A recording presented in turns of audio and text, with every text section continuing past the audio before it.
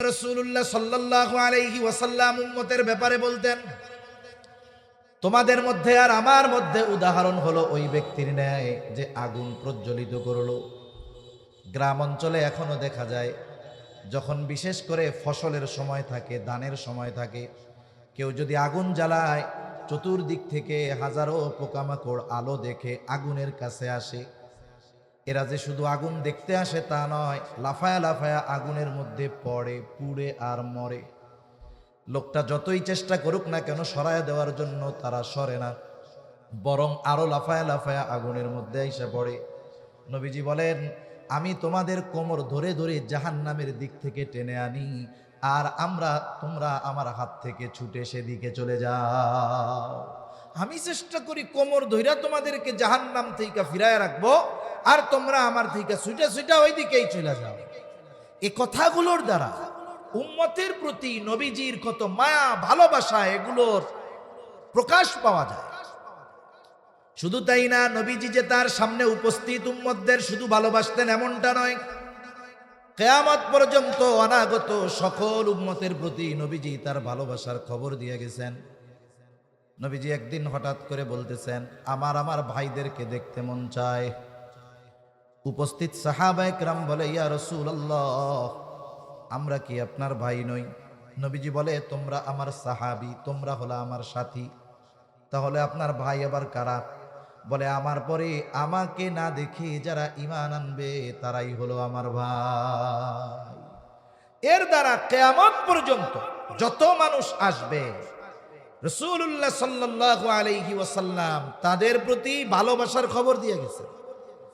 নবীজি শুধু তার ঈমানদার উম্মতদের ভালোবাসতেন এমনটা নয়, তার উম্মত হোক সে কাফের, তাকেও নবীজি ভালোবাসতেন। কারণ একটা বাবার যদি 3টা সন্তান থাকে, 2টা সন্তান ভালো, একটা যদি খারাপ হয়, বলেন তো কোনো মা বাবা আছে নাকি যে সন্তান খারাপ হওয়ার কারণে তাকে ভালোবাসে না? এরকম আছে কোনো মা বাবা? বরং ওই সন্তান যেটা খারাপ, ওর জন্য আল্লাহ তাআলার কাছে দোয়া আরো বেশি করে, খারাপ সন্তানের জন্য চিন্তা বেশি করে। আল্লাহ তাআলার কাছে বলে, আল্লাহ, মারা যাওয়ার আগে যদি ওই খারাপ সন্তানটা যদি ভালো হয়ে যাইত, তাকেও যদি ভালো দেখে যেতে পারতাম, তাহলে মরেও শান্তি পেতাম। আর এই সন্তান খারাপ হওয়ার পরেও মা বাবার ভালোবাসা হৃদয়ে কেন? বলে, সন্তান তো মোহাব্বত আছে, এই জন্য তাদেরকে দূরে সরায়া দেয় না। অনুরূপভাবে উম্মত যদিও গুনাহগার হয়, মোহাব্বতের কারণে নবী উম্মতদেরকে দূরে ঠেলে দেয় না। সাদাকাল্লাহুল আলিয়্যুল আযীম ওয়া সাদাকা রাসূলুহুন নবিয়্যুল কারীম ওয়া নাহনু আলা যালিকা মিনাশ শাহিদিন ওয়াশ শাকিরিন ওয়ালহামদুলিল্লাহি রাব্বিল আলামিন। সুবহানাকা লা ইলমা লানা ইল্লা মা 'আল্লামতানা ইন্নাকা আনতাল আলীমুল হাকীম। আল্লাহুম্মা সাল্লি আলা মুহাম্মাদিন ওয়া আলা আলি মুহাম্মাদ কামা সাল্লাইতা আলা ইব্রাহিম ওয়া আলা আলি ইব্রাহিম ইন্নাকা হামিদুম মাজিদ। আল্লাহুম্মা বারিক আলা মুহাম্মাদিন ওয়া আলা আলি মুহাম্মাদ কামা বারাকতা আলা ইব্রাহিম ওয়া আলা আলি ইব্রাহিম ইন্নাকা হামিদুম মাজিদ। আলহামদুলিল্লাহ। ঐতিহ্যবাহী চট্টগ্রাম জেলার অন্তর্গত হাটহাজারী পৌরসভাধীন হাটহাজারী মেডিকেল গেট একতা যুব সংঘ ও এলাকাবাসীর উদ্যোগে আয়োজিত ৬ষ্ঠ বার্ষিক ইসলামী সম্মেলনের সম্মানিত শ্রদ্ধেয় সভাপতি আজকের এই আয়োজনের প্রধান অতিথি শেখুল হাদিস আল্লামা শেখ আহমদ হাফিজাহুল্লাহ, শেখুল হাদিস ও সদরে মুদাররিস আল জামিয়াতুল আহলিয়া দারুল উলুম মুঈনুল ইসলাম হাটহাজারী, বিশেষ অতিথিবৃন্দ সহ সম্মানিত শ্রদ্ধেয় উলামা ইকরাম, সামনে উপস্থিত মুরব্বিয়ান ইকরাম, সমবয়সী যুবক বন্ধু, স্নেহের ছোট ভাই, পর্দার অন্তরালে অবস্থানরতা সম্মানিতা শ্রদ্ধেয়া মা ও বোন, দয়াময় আল্লাহ রব্বুল আলামিনের দরবারে অগণিত শুকর যে মহান মালিক হায়াতে বরকত দিয়ে সুস্থ রেখে সুবিজ্ঞ উলামা ইকরামের জবান থেকে খুবই গুরুত্বপূর্ণ কথা আপনারা শুনতেছিলেন। সেই ধারাবাহিকতায় কিছু দিনই মুযাকারা করার লক্ষ্যে আমি আপনাদের খেদমতে উপস্থিত হয়েছি। যে মহান মানিব আমাদেরকে হাজারো মানুষের মধ্য থেকে যাচাই বাছাই করে এই বরকতময় মজলিসে আসার বসার, কিছু কথা বলবার, শ্রবণ করবার তৌফিক দিলেন, সে মহান মানিবকে খুশি করার জন্য মোহাব্বতের সাথে জবান খুলে অন্তর থেকে একবার কালিমাতুশ শুকর পাঠ করি, আলহামদুলিল্লাহ। অগণিত দুরুদ ও সালাম সৈয়দুল আম্বিয়া, আশরাফুল আম্বিয়া, খাতামুল আম্বিয়া, ইমামুল মুরসালিন, রহমাতুল লিল আলামিন মুহাম্মাদুর রাসূলুল্লাহ সাল্লাল্লাহু আলাইহি ওয়াসাল্লামের উপর। আমি আপনাদের খেদমতে পবিত্র কোরআনুল কারীম থেকে দুইটা আয়াত তিলাওয়াত করেছি। আল্লাহ তাআলার কাছে তৌফিক চাই, আয়াত দ্বয়কে সামনে রেখে আল্লাহ তাআলা কিছু কথা বলার তৌফিক দেন, যে কথাগুলো আমাদের সবার দুনিয়া এবং আখিরাতের জন্য কল্যাণকর হয়। সকলে আবারও বলি আমিন।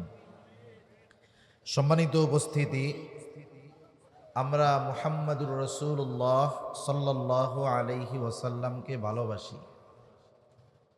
এ ভালোবাসা সাধারণ ভালোবাসা নয়, বরং এ ভালোবাসার সম্পৃক্ততা, সম্পর্ক ঈমানের সাথে।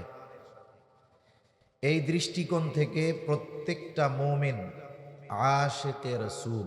প্রত্যেকটা মুমিন কি একটু বলেন তো? আশিকে রাসূল। বাস্তবতায় এটা দাবি করার কোনো বিষয় নয়। মুখে দাবি করলেই আশিকে রাসূল হওয়া যায় না। বাস্তবতায় আশিকে রাসূল, তার মধ্যে কিছু কোয়ালিটি থাকে, গুণ থাকে। ওই গুণ কারো মধ্যে যদি থাকে, ওই কোয়ালিটিগুলো যদি কারো মধ্যে থাকে, তাকে মুখ ফুলিয়ে উঁচু আওয়াজে বলা লাগবে না যে আমি আশিকে রাসূল। ওই গুণগুলো থাকলে এমনিই আল্লাহ তাআলার তালিকায় তার নামটা আশিকে রাসূলদের মধ্যে অন্তর্ভুক্ত হয়ে যাবে। ঠিক কিনা বলেন? আমরা তো আশিকে রাসূল। নবীজিও তো উম্মতের ব্যাপারে আশিক ছিলেন। ভালোবাসা, মোহাব্বত শুধু যে আমাদের নবীর প্রতি আমাদের আছে তা নয়, বরং নবীজিরও উম্মতের প্রতি ভালোবাসা, মোহাব্বত, মায়া আছে না নাই? কত বেশি আছে। আমরা যত ভালোবাসি নবীকে, তার চাইতে অগণিত গুণ বেশি ভালো নবী আমাদেরকে বাসেন। বাস্তবতা হলো, আসলে কে কাকে ভালোবাসে বোঝা যায় কেমনে? আসলে যে আমাকে আপনাকে মুসিবতের সময় দূরে ঠেলে দেয় না, মুসিবতের সময় পাশে থাকে, বিপদে পাশে থাকে, বাস্তবেই সে আমাকে আপনাকে ভালোবাসে। এ দুনিয়াতে অনেক মানুষ এমন আছে যে শুধু এসে মুখ দিয়ে বলবে, ভাই আপনাকে খুব ভালোবাসি। এখন সেই লোকের সাথে বাজারে গেছে, ওই লোকটা বাজারে গিয়ে একটা মুসিবতে পড়েছে। ও চিন্তা করতেছে, মুসিবতে পড়ছি, আমি তো আর একা না, আমার সাথে আমার এমন একজন মানুষ আছে, যদি জীবন দেওয়া লাগে তাও সে দিয়ে দিবে। এই চিন্তা করতেছে, আর ডানে বামে তাকায় দেখে সে আছে কিনা। কিন্তু ডানে বামে তাকায় দেখে যেই লোক তারে জীবন দিতে প্রস্তুত ছিল, বারবার মুখ দিয়া বলতো, তাকে বিপদে দেখে সে তাকে বিপদে ফেলায়া ভাগছে। এখন আপনি বাড়িতে আসার পরে ওই লোক আবার আপনার কাছে আসছে, আইসা গলা জড়ায়া ধরে বলে, আপনারে খুব ভালোবাসি, আপনার জন্য জীবন দিয়া দিব। বলেন তো, এই যে ভালোবাসার কথা মুসিবতে পড়ার আগে যখন শুনতেন খুব ভালো লাগতো, কিন্তু যখন মুসিবতে পড়ার পরে ও আপনাকে একা রাইখা চলে আসছে, ওর আচার আচরণ চরিত্র জানার পরে ও মুখ দিয়ে যদি বলে আপনারে খুব ভালোবাসি, তখন এই কথা শুনতে আর ভালো লাগবে না। তাহলে যে কথাটা বোঝানোর জন্য বলতেছিলাম যে আসলে বিপদে যে পাশে থাকে সেই আমাদের আসলে ভালোবাসে। দুনিয়ার বিপদ আপদ মুসিবত, চোখ দুটা বন্ধ হলে দুনিয়ার বিপদ আপদ মুসিবত সব শেষ। আসল মুসিবত তো হবে কিয়ামতের দিন। ওই মুসিবত মানুষ এতটা ভীত হবে, ওই মুসিবতে মানুষ এতটা চিন্তিত হবে যে সেই দিন ভাই ভাইকে চিনবে না, মা তার সন্তানকে চিনবে না, সবাই সবার থেকে লুকিয়ে থাকবে, পলায়ন করবে। অথচ এই দুনিয়াতে একটা মানুষ 14 ঘন্টা 15 ঘন্টা পরিশ্রম করে, 14-15 ঘন্টা পরিশ্রম করার পরে যখন লোকটা বাসায় যায়, বাসায় গিয়ে যখন তার মা বাবা স্ত্রী ছোট সন্তানের চেহারা দেখে, এই যে 14-15 ঘন্টা তার যে কষ্ট ছিল, বাচ্চার চেহারা দেখা মাত্রই সব কষ্ট নিমেষে দূর হয়ে যায়। যারা প্রবাসে থাকে, সৌদিতে থাকে, মিডল ইস্টে থাকে, কত কষ্ট তাদের। প্রচন্ড রৌদ্রের ভিতরে পরিশ্রম করে, কেউ কনস্ট্রাকশনের কাজ করে। এই মানুষগুলো 15-16 ঘন্টা ডিউটি করে, বাসায় এসে রান্না বান্না খাওয়া দাওয়ার সময় কম, 6 ঘন্টা ঘুমোতে পারে এই রকম প্রবাসী কম আছে। অথচ বাসায় আসার পরে সে যখন মোবাইল নিয়ে তার বাসায় ফোন দেয়, বাচ্চাটার চেহারা দেখে, এই যে 16, 17, 18 ঘন্টার কষ্ট মুহূর্তের ভিতরে দূর হয়ে যায়। ঠিক কিনা বলেন?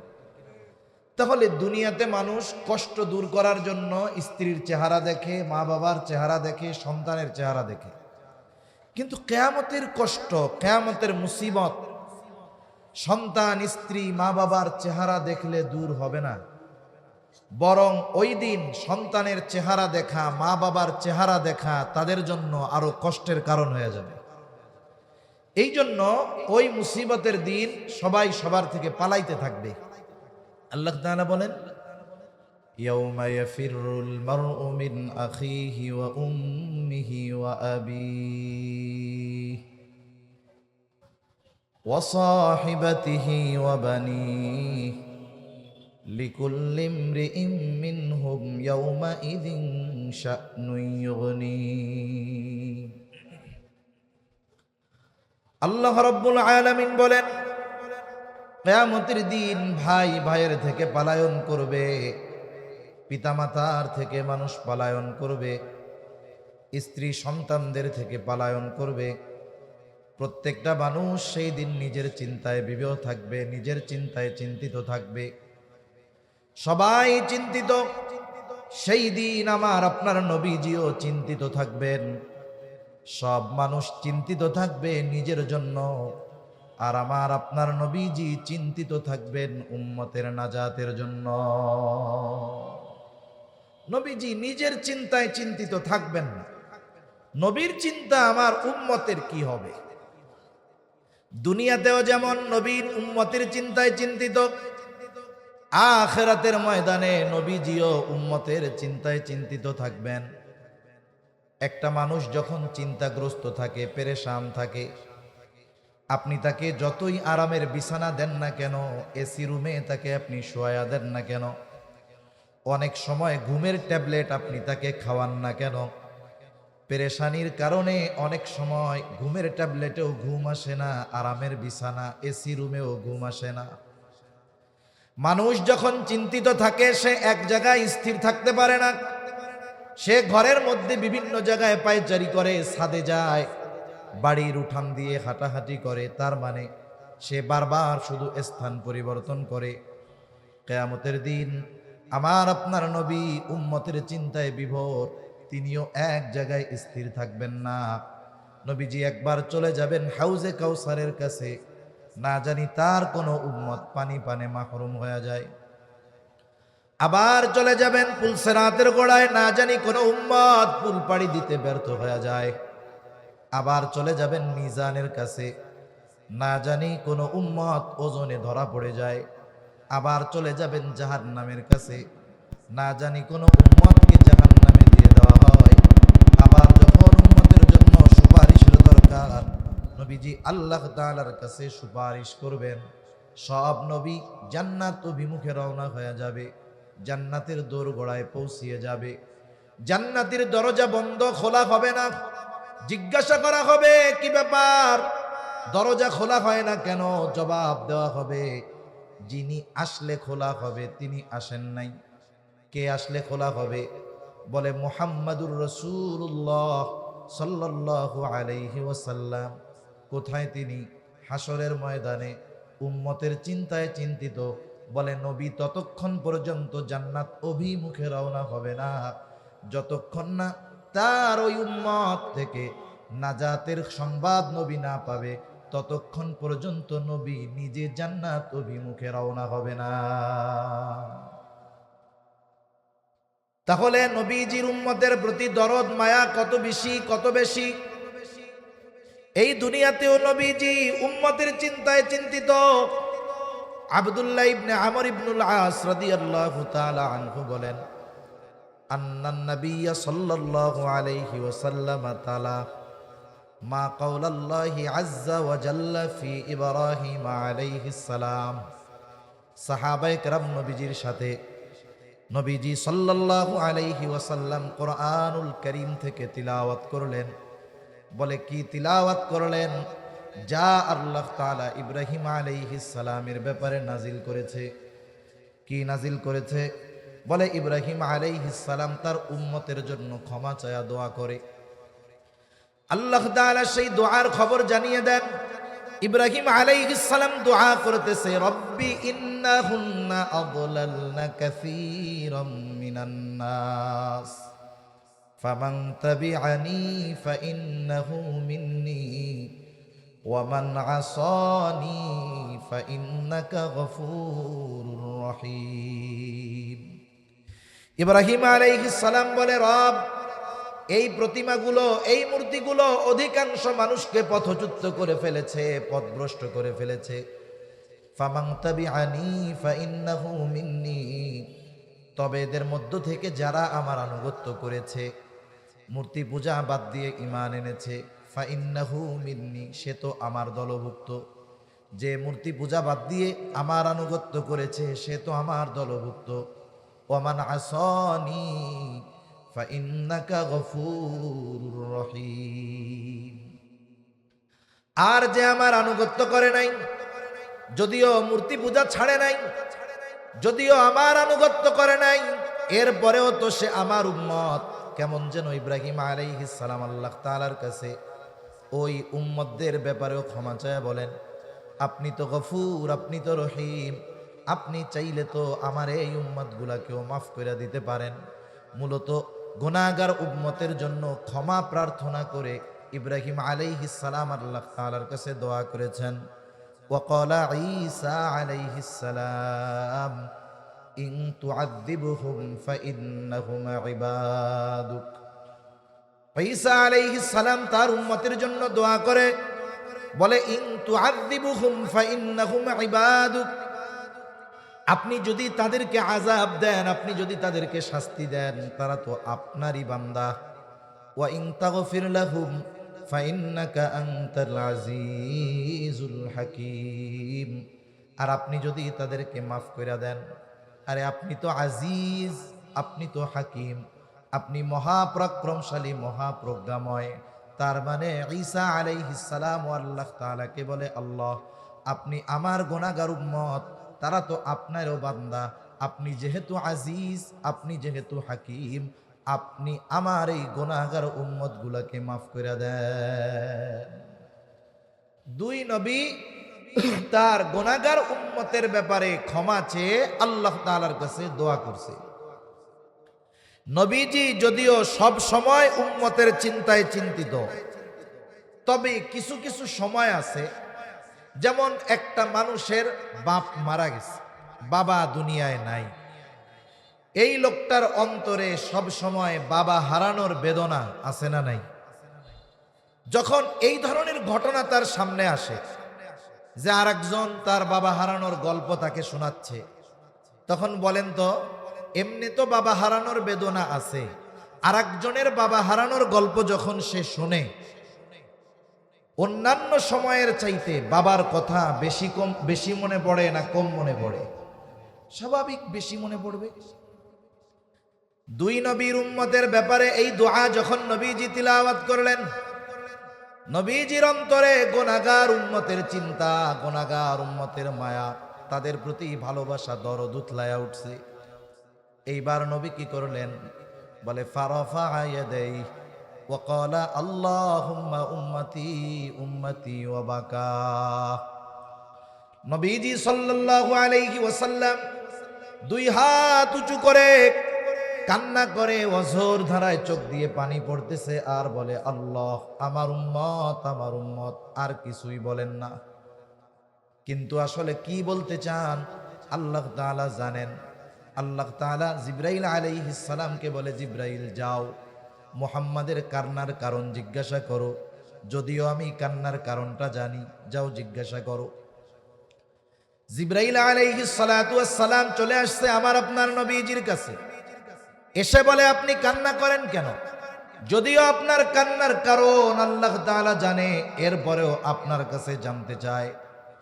এইবার নবী উম্মতের কথা সব খুলে বলছে, উম্মতের নাজাতের কথা সব খুলে বলছে, উম্মতের ব্যাপারে যত কথা সব জিবরাইল আলাইহিস সালামের কাছে বলছে। জিবরাইল আলাইহিস সালাম আল্লাহ তাআলার কাছে গিয়ে বললেন, আল্লাহ তাআলা বলে, যাও জিবরাইল মুহাম্মদ আমার হাবিবকে জানিয়ে দাও, আমি তাকে তার উম্মতের ব্যাপারে অসন্তুষ্ট করব না, বরং অচিরেই আমি তার উম্মতের ব্যাপারে তাকে সন্তুষ্ট করব।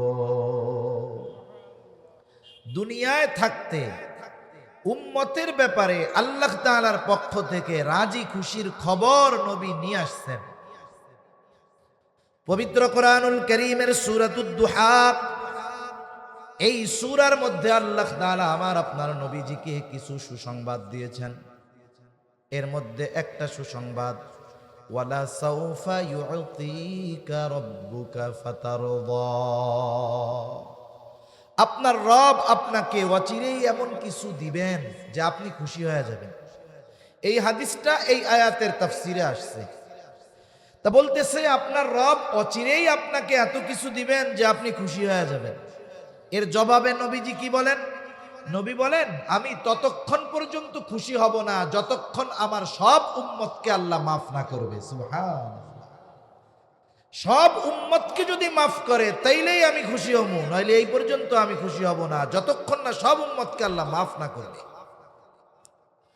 তাহলে উম্মতের প্রতি নবীজির মায়া, মুহাব্বত, ভালোবাসা কত বেশি! উম্মতের ব্যাপারে নবীজির ফিকির কেমন ছিল, চিন্তা কেমন ছিল, হোক সে কাফের হোক সে মুমিন। যখন নবীজি প্রাথমিক দিকে দাওয়াত দেওয়া শুরু করলেন প্রকাশ্যভাবে, যেই মানুষগুলোর ভিতরে নবীজি দাওয়াত দিয়েছেন, হঠাৎ করে নতুন করে গিয়েই নবী ওয়াজ শুরু করেন নাই। যেমন আমি আপনাদের এইখানে আসছি, আমি অনেককে চিনি না, অনেকে আমারে চিনে না। আসলাম 1 ঘন্টা হয়তো কিছু মুযাকারা করে চলে যাব, আপনারা শুধু আমার কথাটাই শুনবেন, কিন্তু আমার ব্যক্তিত্ব, আমার চরিত্র, আমার আখলাক সম্পর্কে আপনারা বাস্তবিক অর্থে পরিপূর্ণভাবে জ্ঞাত নয়। ঠিক কিনা বলেন? কারণ একটা মানুষকে এক মুহূর্তের মধ্যে চেনা যায় না। একটা মানুষের সাথে দীর্ঘ সময় অবস্থান করলে মানুষটার বাস্তবিক চরিত্র সম্পর্কে জানা যায়। আমার আপনার নবী হুট করে গিয়া নতুন কোনো পরিবেশে দাওয়াত দেন নাই। যেই পরিবেশে তিনি দাওয়াত দেওয়া শুরু করেছেন, ওই মক্কার জমিনে তিনি এর আগে 43 বছর তিনি অতিবাহিত করেছেন। 43 বছর, নবুয়তির 3 বছর পরে প্রকাশ্যে দাওয়াতের নির্দেশ এসেছে। এর মধ্যে শৈশবের কয়েক বছর বাদ দেন, 40 বছর তো তিনি মক্কাবাসীর মধ্যে ছিলেন। মক্কাবাসী তো নবীজিকে ভালো মতো চিনে, নবীজিও মক্কার প্রত্যেকটা মানুষকে ভালো মতো চিনতেন। নবীজির চরিত্রের ব্যাপারে কাফেররা কতটা অবগত ছিল যে নবীজির বয়স যখন 20-এর কোঠায়, তখনই মক্কার মানুষ আমার আপনার নবীজির উপাধি দিয়েছিল আল আমিন আস-সাদিক, বিশ্বস্ত আমানতদার সত্যবাদী। এই মানুষটা গোটা হায়াতে একটা মিথ্যা কথা বলে নাই। কেমন ছিল তিনি? আল্লাহ তাআলা তো আমার আপনার নবীজির সত্যবাদিতার সত্যায়ন করেছেন, সাক্ষ্য দিয়েছেন। কিন্তু এর আগেই কাফেররা আমার আপনার নবীজির সত্যবাদিতায় মুগ্ধ হয়ে গেছে। যখন প্রকাশ্যে দাওয়াত দেওয়ার নির্দেশ আল্লাহ তাআলার পক্ষ থেকে আসলো, ওয়া আনদির আশীরাতাকাল আকরাবিন, এখন আর গোপনে দাওয়াত নয়, দাওয়াত দিতে হবে প্রকাশ্যে। আত্মীয় স্বজন, পাড়া প্রতিবেশী সবার কাছে দাওয়াত পৌঁছায়া দিতে হবে। নবীজি দাঁড়ায় গেছেন সাফা পাহাড়ের উপর, মক্কাবাসীকে ডাক দিয়েছেন। এমনি কেউ যদি ওই পাহাড়ের উপরে উঠে মক্কার মানুষের কাছে সাহায্য চাইতো, ছুটে আসতো। আজকে ডাক দিচ্ছে আল আমিন, দলে দলে সকলে চলে আসছে। মুহাম্মদ, আমাদেরকে কেন একত্রিত করছো? নবীজি এইবার তাদেরকে প্রশ্ন করলেন, আমি যদি তোমাদেরকে এই সংবাদ দেই, এই পাহাড়ের পেছন দিকে পাদদেশে একদল অশ্বারোহী সৈন্য তোমাদের উপরে আক্রমণ করার জন্য প্রস্তুতি গ্রহণ করতেছে, আকুনতুম মুসাদ্দিকিয়া, তোমরা কি আমার এই কথা বিশ্বাস করবা নাকি? নবীজি জিজ্ঞাসা করার সাথে সাথে উপস্থিত সকলে সমস্বরে জবাব দিয়ে বলে, কেন নয়, অবশ্যই বিশ্বাস করব, কারণ ইতিপূর্বে আমরা তোমাকে সব সময় সত্যবাদী পেয়েছি। ইতিপূর্বে তুমি আমাদের সাথে গোটা হায়াতে মিথ্যা কথা বলো নাই, আর আজকে মিথ্যা কথা বলবা? এইরকম একজন সত্যবাদী, যার চরিত্রের ব্যাপারে কাফেররা সম্পূর্ণভাবে অবগত, এইরকম একজন মহামানব তাদেরকে দাওয়াত দিতে গেছে। কি করছে? এই দাওয়াত তারা গ্রহণ করে না, যার ব্যাপারে তারা সব কথা বিশ্বাস করে। কিন্তু যখন নবী বললেন, আমি তোমাদের কাছে আল্লাহর পক্ষ থেকে প্রেরিত রাসূল, আল্লাহ তাআলা আমাকে নবী বানিয়ে পাঠিয়েছেন, আল্লাহ এক, তার সাথে শিরিক কইরো না, তারই ইবাদত করো, তাহলে কি হবে? বলে আখিরাতে নাজাত পাবা, জান্নাতে চলে যাবা, জীবনটা সফল হয়ে যাবে। এই যে তাদের কল্যাণের কথা যখন নবীজি বললেন, এইবার ওই মানুষগুলো তার দুশ্মন হয়ে গেল। যেই মানুষগুলো বলেছিল তুমি আস-সাদিক, তুমি আল আমিন, সেই মানুষগুলোই তার বিরুদ্ধাচরণ শুরু করে দিল। একটা বিষয় হলো, আমি আপনি যদি অপরিচিত কোনো মানুষের কাছ থেকে কোনো খারাপ ব্যবহার পাই, মনে করেন এক জায়গায় গেছি, মানুষ সেও আমাকে চিনে না, আমিও তাকে চিনি না, অথবা আপনিও তাকে চিনেন না, সেও আপনাকে চিনে না, অপরিচিত, হঠাৎ দেখা হয়েছে। এই সময় ওই ব্যক্তি যদি আমার বা আপনার সাথে, অপরিচিত ওই ব্যক্তি খারাপ আচরণ করে, এই কষ্টটা হবে সাময়িক, একটু পরেই দেখবেন ওর খারাপ আচরণের কারণে মনে আর কষ্ট থাকবে না। কিন্তু ওই ব্যক্তির খারাপ আচরণটা যদি আপনার আমার কোনো বন্ধু করে, বলেন তো কষ্ট বেশি লাগবে কি লাগবে না? ওই খারাপ আচরণটা যদি কোনো সন্তান তার বাবার সাথে করে, তাইলে কষ্ট আরো বেশি লাগবে কি লাগবে না? তার মানে যারা পরিচিত আত্মীয় স্বজন, এদের দ্বারা যদি কোনো আঘাত আসে, এরা যদি আমাকে আপনাকে বাস্তবিক কথাগুলো অবিশ্বাস করে, তাহলে আমার আপনার কষ্ট বেশি লাগবে, এটা স্বাভাবিক ব্যাপার। তখন কি হবে? হায় রে, আমি এদের সাথে চলি, ওরা আমার চরিত্রের ব্যাপারে জানে, আমি মিথ্যা কথা বলি না, অথচ তাদের উপকারার্থে, তাদের কল্যাণার্থে কত গুরুত্বপূর্ণ বিষয় তাদের বললাম, ওরা আমার কথা মানলো না। একটা ডিপ্রেশন, একটা চিন্তা হয়তো আমার আপনার মধ্যে আসবে, এবং ওই চিন্তা হয়তো আমার আপনার অসুস্থতার কারণও হয়ে যেতে পারে। নবীজি যখন কাফেরদের মধ্যে দাওয়াত দিচ্ছেন, আত্মীয় স্বজন, কিন্তু তারা কেউ নবীজির এই কথাগুলো মেনে নেয় না, বরং নবীজির উপরে তাদের পাল্টা প্রতিক্রিয়া। নবীজি কি করলেন? নবীজির টেনশনে খাওয়া বন্ধ হয়ে গেল, নবীজি অসুস্থ হয়ে গেলেন। হয়তো দুইটা কারণ হতে পারে। এক নাম্বার কারণ, হয়তো তিনি চিন্তা করতেছিলেন যে আমাকে দেওয়া দায়িত্ব আমি যথাযথভাবে পালন করতে পারতেছি কিনা। দ্বিতীয় বিষয় হলো যে এদেরকে আমি এমন সত্য কথা বলতেছি, এরা আমার যত আপনজন হোক না কেন, প্রিয়জন হোক না কেন, এরা যদি ঈমান না আনে, আমার কথাগুলো মেনে না নেয়, তাহলে অনন্তকাল তাদের জাহান্নামে অবস্থান করা লাগবে। অনেক সময় মানুষ আপনজন প্রিয়জনের কষ্টের কথা চিন্তা করে নিজেও কষ্ট পায়। রাসূলুল্লাহ সাল্লাল্লাহু আলাইহি ওয়াসাল্লাম টেনশনে খাওয়া দাওয়া বন্ধ হয়ে গেছে, অসুস্থ হয়ে গেছেন। আর আল্লাহ রাব্বুল আলামিন আমার আপনার নবীকে বলতেছেন, লাআল্লাকা বাখিউন নাফসাকা আল্লা ইয়াকুনু মুমিনিন। এরা ঈমান না আনার কারণে আপনি নিজেকে নিজে মৃত্যু মুখে ঠেলে দিচ্ছেন কেন? আপনার দায়িত্ব তো এটা না। আপনি এই কথাগুলো তাদের কাছে পৌঁছিয়ে দিবেন। তারা যদি কথা গ্রহণ করে তারা কামিয়াব, আর যদি তারা কথা গ্রহণ না করে এই ব্যর্থতা তাদের। আপনি আপনার দায়িত্ব পালন করেন। আপনাকে যেই দায়িত্ব দেওয়া হয়েছে আপনি আপনার কথাগুলো তাদের কাছে পৌঁছিয়ে দেন। এটা যদি আপনি করেন আপনার দায়িত্ব শেষ।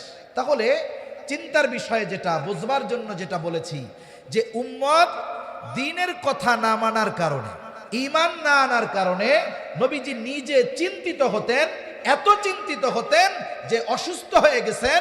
অসুস্থতার মাত্রা এত বেশি, আল্লাহ তাআলা বলতেছে আপনি তো সম্ভবত নিজেকে মৃত্যু মুখে ঠেলা দিবেন এরা ঈমান না আনার কারণে। এই মানুষগুলোর ক্ষতি হবে। নবীজির কষ্ট লাগে কেন? বলে তাদের প্রতি মায়া আছে এই জন্য। ঠিক কিনা বলেন? যদি ভালোবাসা মায়া না থাকতো চিন্তা করতো যা ওদের যা হবে হোক, তাতে আমার কি। এজন্য রাসূলুল্লাহ সাল্লাল্লাহু আলাইহি ওয়াসাল্লাম উম্মতের ব্যাপারে বলতেন, তোমাদের মধ্যে আর আমার মধ্যে উদাহরণ হলো ওই ব্যক্তির ন্যায় যে আগুন প্রজ্বলিত করলো। গ্রাম অঞ্চলে এখনো দেখা যায়, যখন বিশেষ করে ফসলের সময় থাকে, ধানের সময় থাকে, কেউ যদি আগুন জ্বালায় চতুর্দিক থেকে হাজারো পোকামাকড় আলো দেখে আগুনের কাছে আসে। এরা যে শুধু আগুন দেখতে আসে তা নয়, লাফায়া লাফায়া আগুনের মধ্যে পড়ে, পুড়ে আর মরে। লোকটা যতই চেষ্টা করুক না কেন সরায় দেওয়ার জন্য তারা সরে না, বরং আরো লাফায়া লাফায়া আগুনের মধ্যে এসে পড়ে। নবীজি বলেন, আমি তোমাদের কোমর ধরে ধরে জাহান্নামের দিক থেকে টেনে আনি, আর তোমরা আমার হাত থেকে ছুটে সেদিকে চলে যাও। আমি চেষ্টা করি কোমর ধইরা তোমাদেরকে জাহান্নাম থেকে ফিরায় রাখবো, আর তোমরা আমার থেকে ছুটে ছুটে ওই দিকেই চলে যাও। এই কথাগুলোর দ্বারা উম্মতের প্রতি নবীজির কত মায়া ভালোবাসা এগুলোর প্রকাশ পাওয়া যায়। শুধু তাই না, নবীজি যে তার সামনে উপস্থিত উম্মতদের শুধু ভালোবাসতেন এমনটা নয়, কিয়ামত পর্যন্ত অনাগত সকল উম্মতের প্রতি নবীজি তার ভালোবাসার খবর দিয়ে গেছেন। নবীজি একদিন হঠাৎ করে বলতেছেন, আমার ভাইদেরকে দেখতে মন চায়। উপস্থিত সাহাবায়ে কেরাম বলে, ইয়া রাসূলুল্লাহ, আমরা কি আপনার ভাই নই? নবীজি বলে, তোমরা আমার সাহাবী, তোমরা হলো আমার সাথী, তাহলে আপনার ভাই আবার কারা? বলে, আমার পরে আমাকে না দেখে যারা ঈমান আনবে তারাই হলো আমার ভাই। এর দ্বারা কিয়ামত পর্যন্ত যত মানুষ আসবে রাসূলুল্লাহ সাল্লাল্লাহু আলাইহি ওয়াসাল্লাম তাদের প্রতি ভালোবাসার খবর দিয়ে গেছে।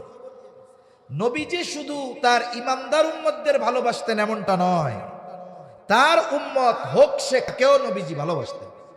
কারণ একটা বাবার যদি 3টা সন্তান থাকে, 2টা সন্তান ভালো, একটা যদি খারাপ হয়, বলেন তো কোনো মা বাবা আছে নাকি যে সন্তান খারাপ হওয়ার কারণে তাকে ভালোবাসে না? এরকম আছে কোনো মা বাবা? বরং ওই সন্তান যেটা খারাপ ওর জন্য আল্লাহ তাআলার কাছে দোয়া আরো বেশি করে, খারাপ সন্তানের জন্য চিন্তা বেশি করে। আল্লাহ তাআলার কাছে বলে, আল্লাহ, মারা যাওয়ার আগে যদি ওই খারাপ সন্তানটা যদি ভালো হয়ে যাইতো, তাকেও যদি ভালো দেখে যেতে পারতাম, তাহলে মরেও শান্তি পেতাম। আর এই সন্তান খারাপ হওয়ার পরেও মা বাবার ভালোবাসা হৃদয়ে কেন? বলে, সন্তান তো মোহাব্বত আছে, এই জন্য তাদেরকে দূরে সরায়া দেয় না। অনুরূপভাবে উম্মত যদিও গুনাহগার হয়, মোহাব্বতের কারণে নবী উম্মতদেরকে দূরে ঠেলে দেয় না। উম্মত কিন্তু এরপরেও উম্মত তো মোহাব্বতের কারণে তাদের প্রতিও নবীজির ভালোবাসা আছে। নবীজি আশা করেন যারা ঈমান আনবে। এই জন্য আঘাতপ্রাপ্ত হতেন, যখন কষ্ট দিত নবীজি বদদোয়া করতেন না। উহুদের ময়দানে নবীজির দামদান শহীদ হয়ে গেছে।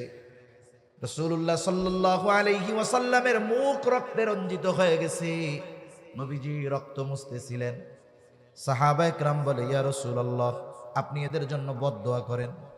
নবীজি বলেন, আমি তো রহমত হিসাবে প্রেরিত হয়েছি, অভিশাপ হিসাবে নয়। নবীজি দোয়া করলেন, আয় আল্লাহ, তারা আমার সাথে এমন আচরণ করতেছে, তারা তো জানে না। তারা যদি জানতো তাহলে আমার সাথে এমন আচরণ করতো না।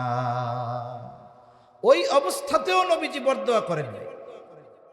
রাসূলুল্লাহ সাল্লাল্লাহু আলাইহি ওয়াসাল্লাম যখন তায়েফে গেছেন, মক্কার মানুষ যখন নবীর কথা মানে না, নবী চলে গেছেন তায়েফ, বানু সাকিফ গোত্রে চলে গেছেন, যেই জায়গায় নবীজির একেবারে শৈশব কালের বড় একটা অংশ অতিবাহিত হয়েছে। ওইখানেও মক্কার কাফেররা নবীজির পেছনে দুষ্ট মানুষদেরকে লেলিয়ে দিল। নবীজিকে পাগল পাগল বলে তারা পাথর মারে। পাথরগুলো ধারালো চোখা ছিল বিধায় পাথরের আঘাতে নবীজির গায়ে ক্ষত হয়ে গেছে, রক্ত বের হওয়া শুরু হয়ে গেছে। রক্তে রঞ্জিত আমার আপনার নবী বারবার পড়ে যাইতেন, আবার উঠতেন।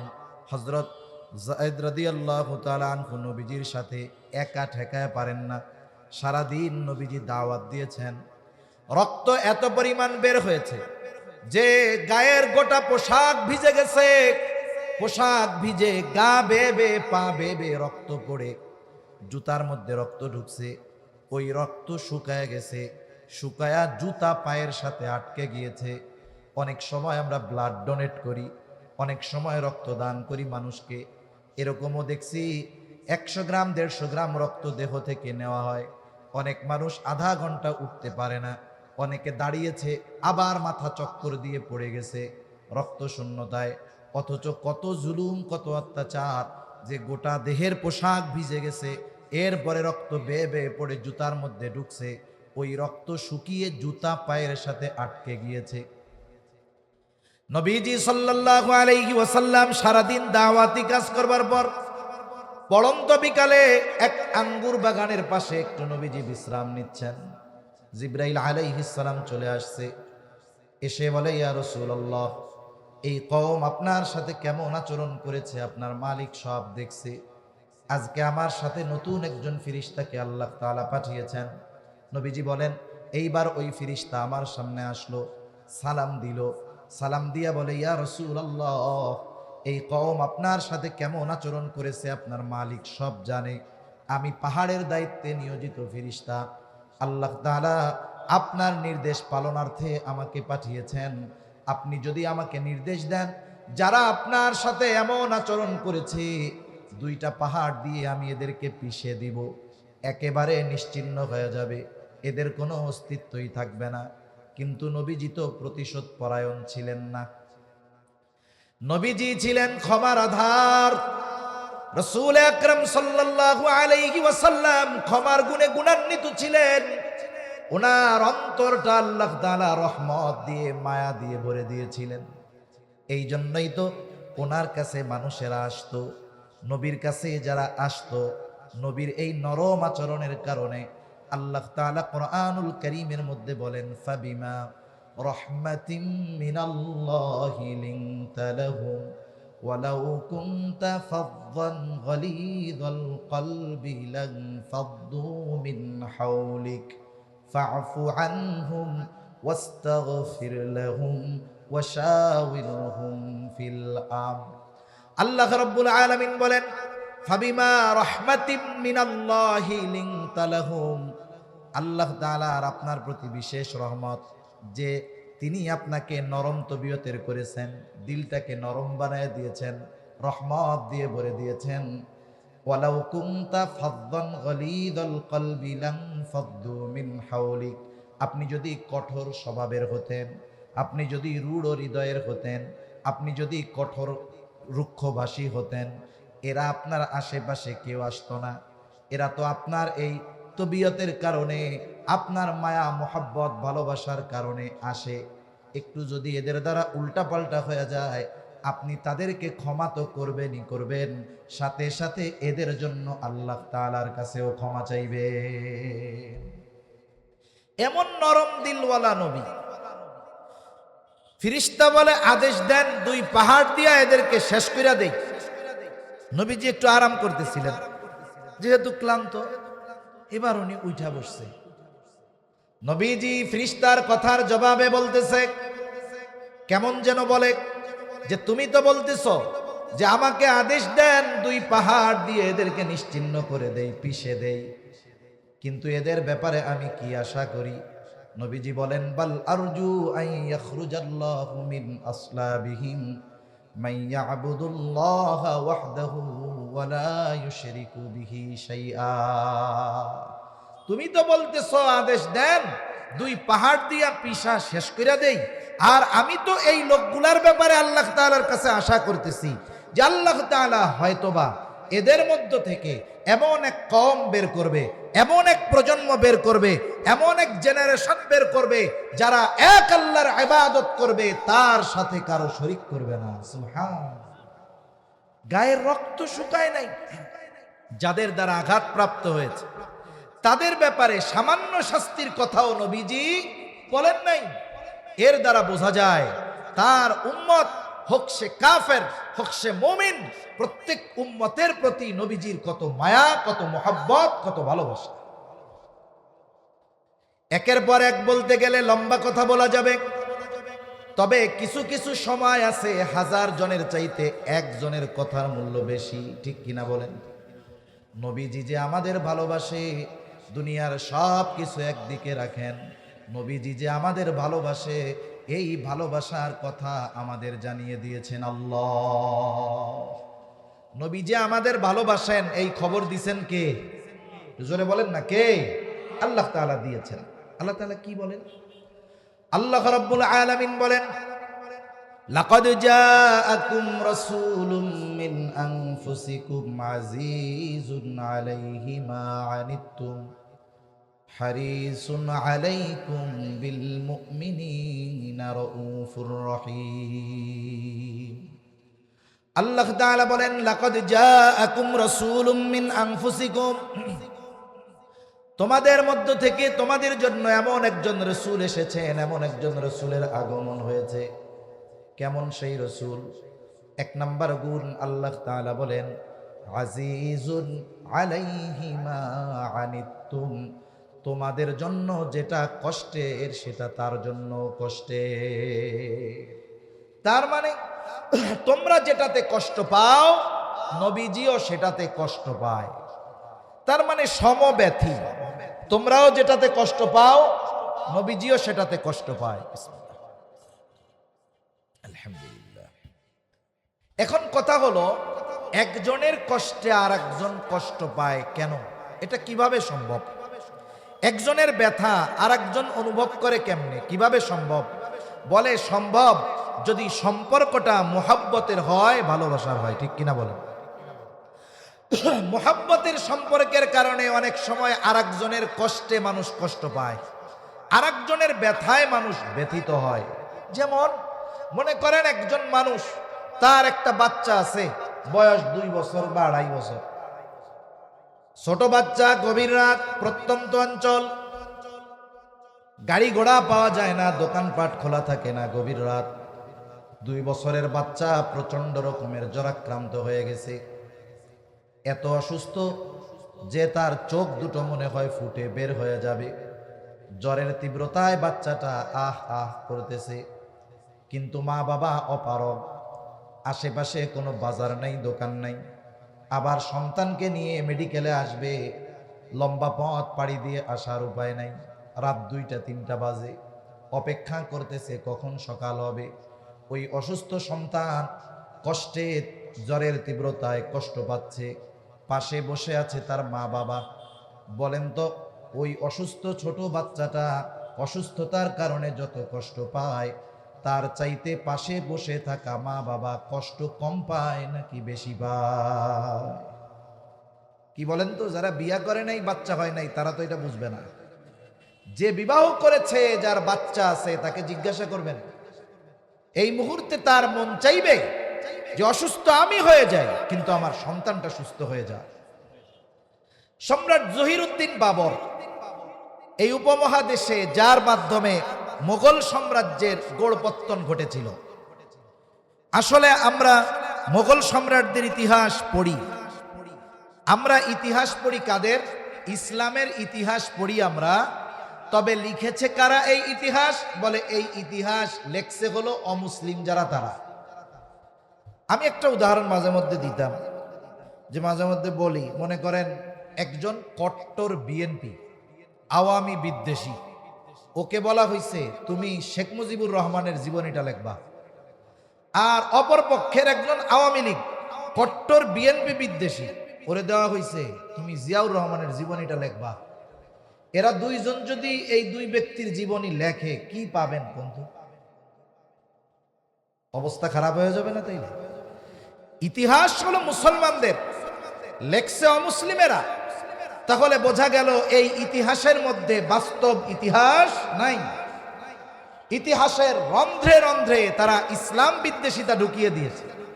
সামান্য একটা বিষয় যদি সামনে আনি তাহলে বুঝতে সহজ হবে। আমাদের দেশে ইসলামের ইতিহাস অনেক বইয়ে অথবা উপমহাদেশে ইসলামের ইতিহাস এইরকম শিরোনামের বইয়ে মোগল, যে উম্মতের যেই বিষয়টা উম্মতের জন্য কষ্টের, এটা নবীর জন্য কষ্টের। তিনি সমব্যথী, উম্মতের প্রতি মুহাব্বত মায়া ভালোবাসার কারণেই তিনি কষ্ট পান। এরপরে আল্লাহ তাআলা বলেন হারিসুন আলাইকুম, তিনি তোমাদের জন্য কল্যাণকামী। নবীজি উম্মতের ব্যাপারে সব অবস্থায় কল্যাণকামী, তিনি উম্মতের জন্য কখনো কঠোরতা চান না। যেই বিষয়টা উম্মতের জন্য কল্যাণকর নবীজি সেটাই করেন। যেমন হাদিসের মধ্যে আসছে, নবীজি বলেন আল্লাহ তাআলা প্রত্যেকটা নবীকে তার উম্মতের ব্যাপারে বিশেষ একটা দোয়া করার সুযোগ দিয়েছে, এবং এই দোয়াটা কবুলের প্রতিশ্রুতিও আল্লাহ তাআলা দিয়েছেন। নবীজি বলেন সব নবী সেই দোয়া তার উম্মতের ব্যাপারে দুনিয়ায় করে ফেলছে।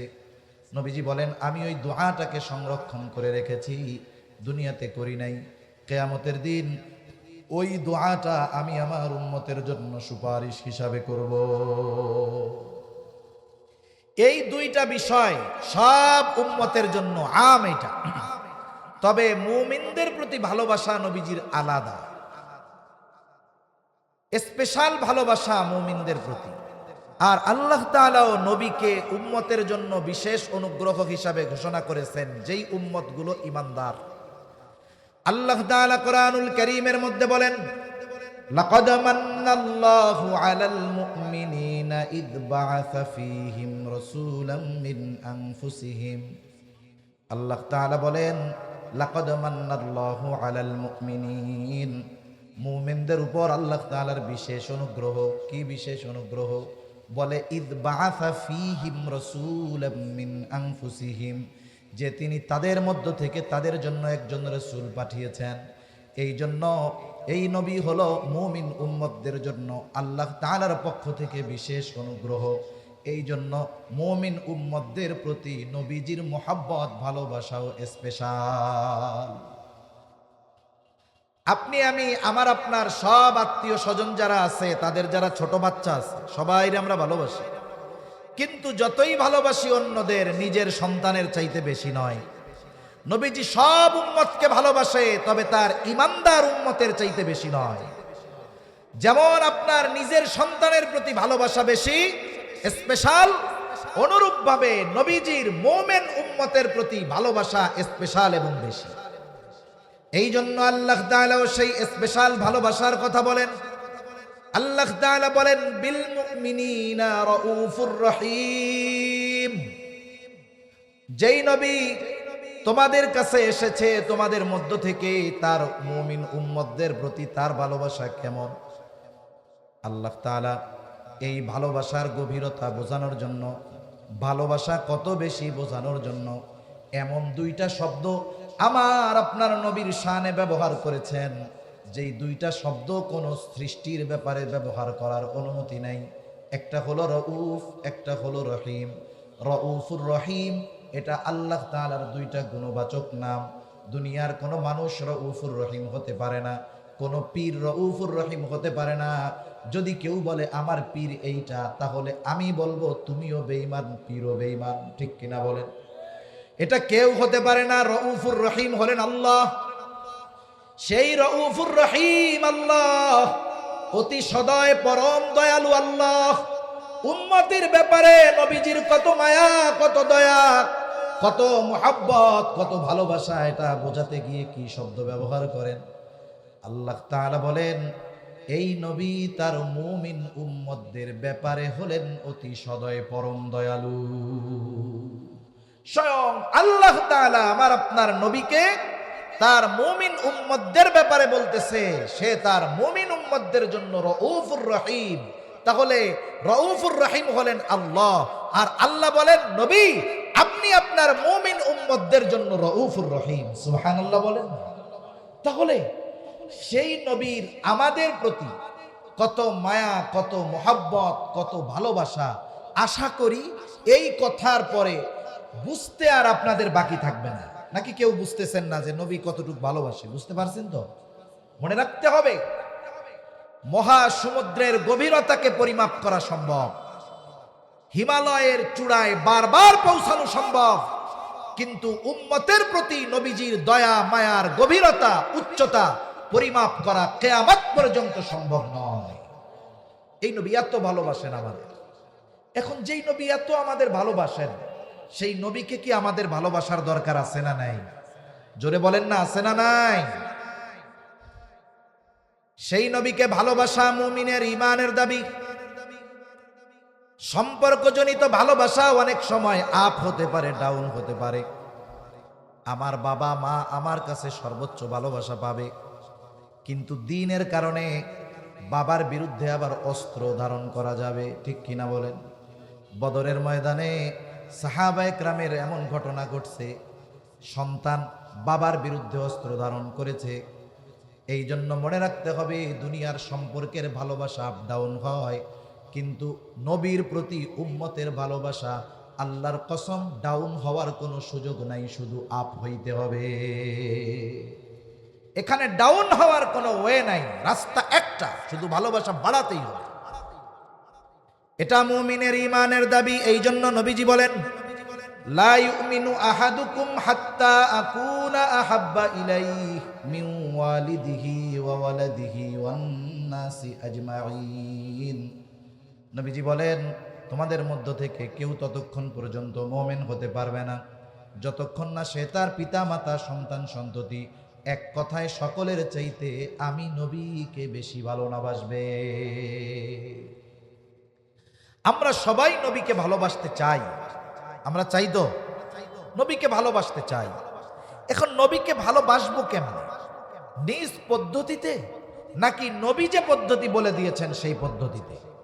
অবশ্যই নবীর বাতিয়ে দেওয়া পদ্ধতিতে যদি আমরা নবীকে ভালোবাসি, ওই ভালোবাসা নবীজি পর্যন্ত পৌঁছাবে। আর যদি নিজস্ব মন গড়া পদ্ধতিতে নবীকে ভালোবাসতে যাই, তাহলে অনেক সময় নিজের অজান্তে ভালোবাসার নামে বেয়াদবি হয়ে যাবে। এজন্য সুস্পষ্ট রীতিনীতি যেখানে আছে সেখানে নিজস্ব মন গড়া পদ্ধতিতে নবীকে ভালোবাসা লাগবে না। এখন আমরা তো নবীকে সামনে পাই নাই, আবু বকর নবীকে সামনে পেয়েছে, এই জন্য সব সম্পদ আইনা নবীর কাছে হাজির করছে। হযরতে তালহা নবীজিকে সামনে পেয়েছে, সেই জন্য উহুদের ময়দানে নিজের বুকটাকে পিঠটাকে নবীর জন্য ঢাল বানায় দিছে। আমাদেরও নবীকে ভালোবাসতে মন চায়, কেমনে ভালোবাসবো, কি করলে ভালোবাসা হবে নবী জানায় দেন। নবীজি বলেন মান আহাব্বা সুন্নতি ফাকাদ আহাব্বানি ওয়া মান আহাব্বানি কানা মাই ফিল জান্নাহ। নবীজির সুসংবাদ হইল নবীর সুন্নাতকে ভালোবাসতে হবে, নবীর সুন্নাতকে ভালোবাসলে নবীকে ভালোবাসা হবে। নবীকে যদি ভালোবাসতে পারি, নবীজি বলেন ওই ব্যক্তি আমার সাথে জান্নাতে অবস্থান করবে। নবীর সাথে জান্নাতে থাকতে চাই কারা? একটা হাত উঁচা করি তো, নারায়ে তাকবীর। এই আওয়াজ তো এলো না, নারায়ে তাকবীর। সারা বাংলাদেশে কিছু হইলে আমরা হাটহাজারের দিকে তাকায়া থাকি, আওয়াজ এখান থেকে আগে উঠতে হবে। এজন্য এই জায়গার আওয়াজটাও একটু জোরে হওয়ার দরকার, ঠিক কিনা বলেন? নবীর সাথে জান্নাতে থাকতে পারবে, এর চাইতে বড় সুসংবাদ সাহাবায়ে কেরামের কাছে আর কিছুই ছিল না। রাসূলুল্লাহ সাল্লাল্লাহু আলাইহি ওয়াসাল্লামের কাছে একজন গ্রাম্য সাহাবী আসছে, গ্রামের সহজ সরল মানুষ। নবীজি আর একজনের সাথে কথা বলতেছেন। আদব হলো কেউ যদি কারো সাথে কথা বলে কথার মধ্যে ব্যাঘাত সৃষ্টি না করা, কথা শেষ হবে, এরপরে কথা জিজ্ঞাসা করা। কিন্তু গ্রামের মানুষ, সরল মানুষ বোঝে না।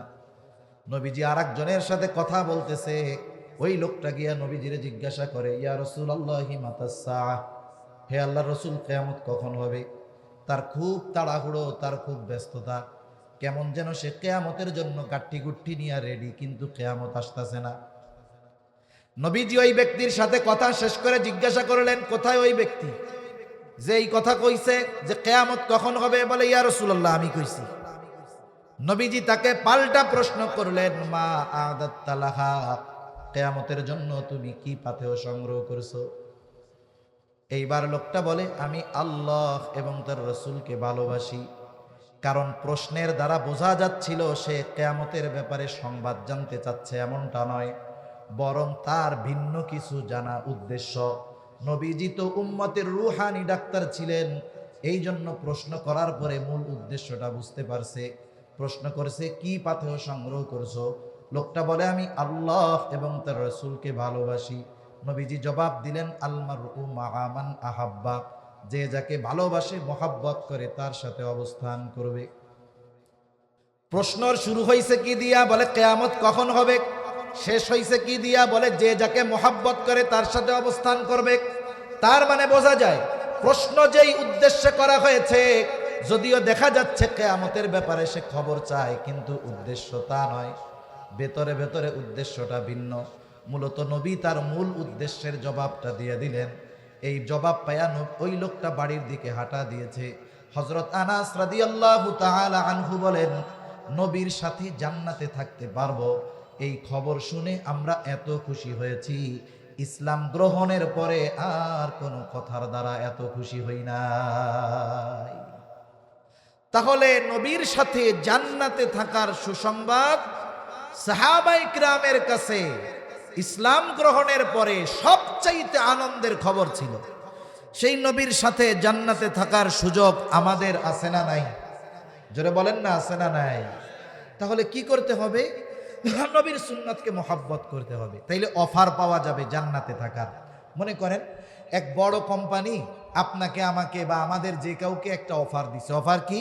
যে আপনাকে একটা বিমানের টিকিট দেওয়া হইল বিজনেস ক্লাসের।